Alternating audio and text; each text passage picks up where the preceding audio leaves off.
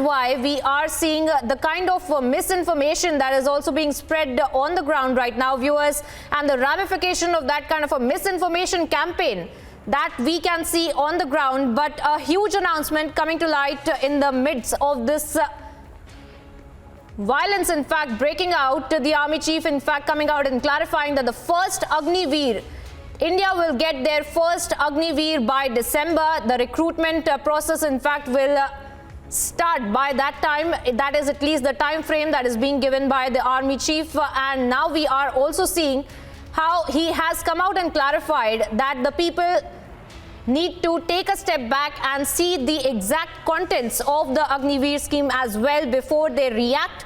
And that is exactly what we see on the ground, viewers. The misinformation campaign that is being run, and several miscreants, in fact, because they are not just aspirants. We are seeing, with respect to the ground reports that we are picking up, that these were people who were masked and they were the ones who carried out these kind of protests as well. But in the middle of that, we see that the army chief coming out and clarifying that the recruitment process will carry on, and India, in fact, will get their first Agniveer by December. Our senior executive editor, Abhishek Kapoor, is also joining us on the broadcast. Abhishek, as we track this misinformation campaign, as we track the images of violence, a message of positivity at least coming to light from the Indian Army Chief, in fact, stating that India will get their first Agniveer by December this year. Well, yes, so the process kickstarts in another 3 months, Priyanka, and then whatever goes into the exercise in terms of applicants applying and interviews and tests and whatever, by December, we should be having the first recruitment, which essentially means, as the government had announced in that press conference led by Defence Minister Rajnath Singh and the 3 service chiefs, that in the first lot, 45,000 plus Agniveers are to be selected. Also, given the fact that last 2 years no recruitment has happened, the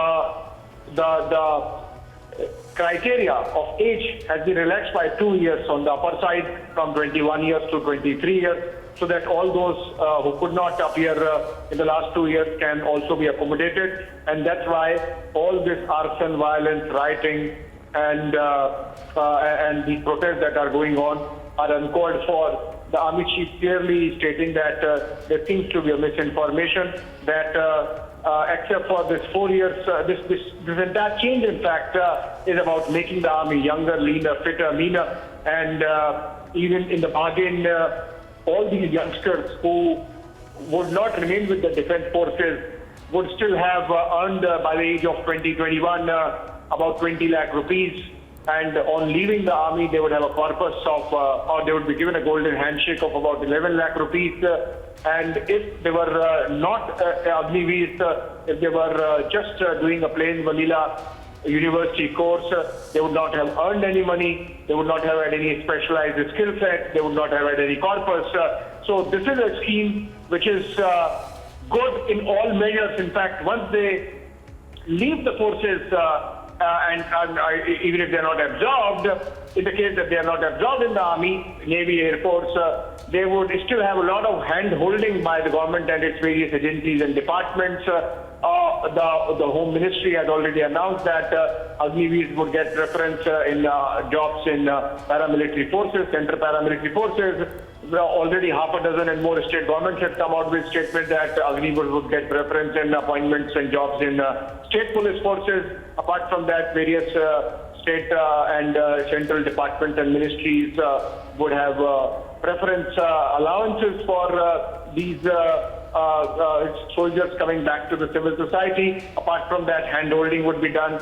If they want to turn entrepreneurs, they would have corpus already. They would be provided soft loans.